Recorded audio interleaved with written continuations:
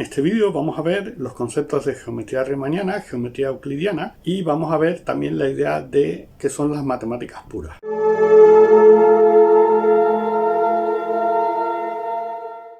Bien, en este vídeo vamos a ver las matemáticas puras. Recordemos que Gauss, Bolyai y Lobachevsky, junto con Riemann, habían demostrado la imposibilidad de deducir el axioma de las paralelas de los otros axiomas de la geometría euclidiana, ¿de acuerdo? Es decir, se demuestra la imposibilidad de demostrar. Esto genera una crisis y se llega a la necesidad de axiomatizar todas las matemáticas, ¿de acuerdo? Es decir, vamos a llegar a las matemáticas que vamos a ver un poco qué es lo que son.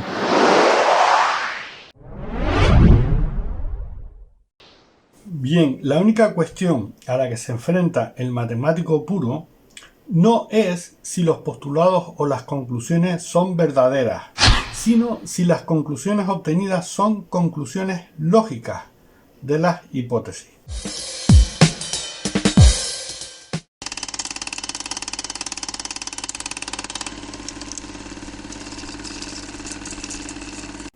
Bien, el epigrama de Bertrand Russell, el genial matemático inglés, que decía que la matemática pura es la ciencia en la que no sabemos de lo que estamos hablando ni de lo que estamos diciendo.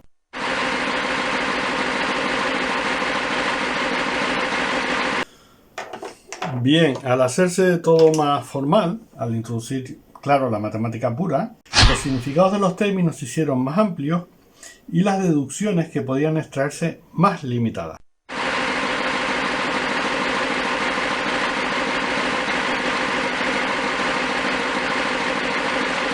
Bien, la formalización de la matemática planteó un problema más serio aún.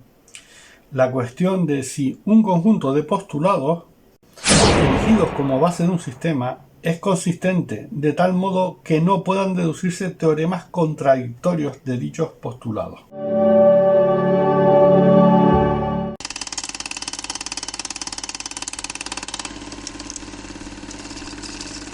Bien, en el caso de la geometría euclidiana, como se daba por supuesto que los axiomas eran verdaderos, un matemático anterior al siglo XIX se planteó la cuestión si se podían deducir teoremas contradictorios a partir de dichos postulados. Sin embargo, en la geometría no euclidiana, aquella en la que se curva el espacio, la geometría riemanniana también, sus axiomas fueron considerados falsos respecto al espacio euclídeo y, por tanto, dudosamente verdaderos. He aquí una diferencia importante.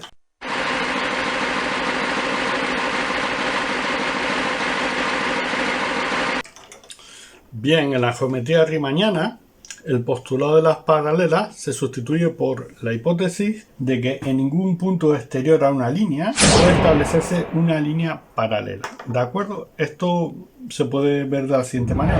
Bien, tenemos en la geometría riemanniana todo se realiza sobre una esfera, por ejemplo, y las líneas son longitudes de arco máximo, es decir, esto sería una longitud de arco máximo.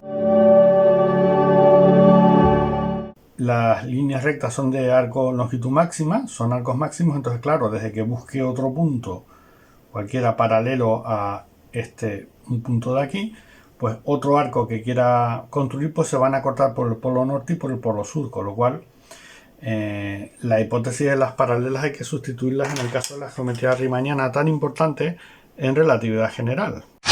Bien.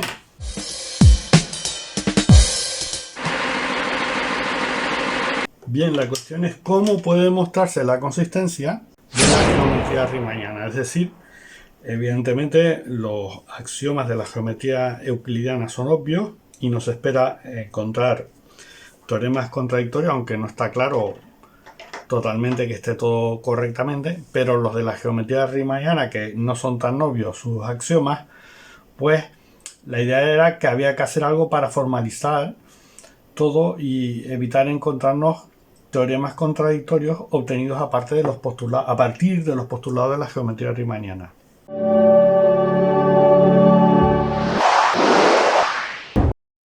aunque todo aparentemente funcione bien, siempre subsiste la posibilidad de que el próximo teorema deducido introduzca una contradicción dentro del sistema. Por tanto, había que resolver todo este problema que nos planteaba cómo saber si los postulados, los axiomas de un sistema son correctos o no.